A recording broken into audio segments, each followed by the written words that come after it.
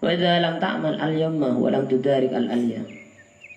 Ketika sampean tak ngamalaki dek keilmun, bentak nyusul le kalakuan cubaan sampean setiap hari nah tak sosol le kalaban amal-amal bagus.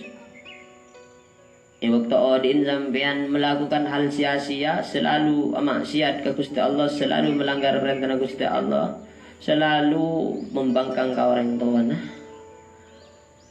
maka laku sampean bekal kasta, tinggal mati bekal kasta, tinggal masuk ke hari kiamat sampean minta dari Gusti Allah, farji'na na'mal sholihan. Ya Rob, torena apa ya Rob, pabali aki katunya ya Rob, sekecil boy.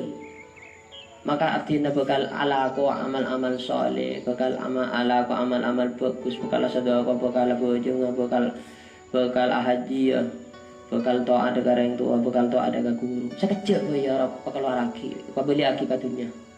Dari Gusti Allah, jawaban dari Gusti Allah, ya ahmak, ya ahmak, hei goblok, hei tolol, dan Gusti Allah, hei reng kudu, anta min huna kata jiu, banji ya, min huna kata jiu datang dari dunia, empian kakek dia datang dari dunia, maka setiap tak kira apa boleh bisa kau.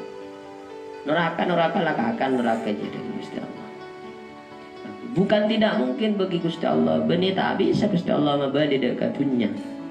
Tapi lumrana ulama tak kira bisa dipo, tak kira bisa dipo.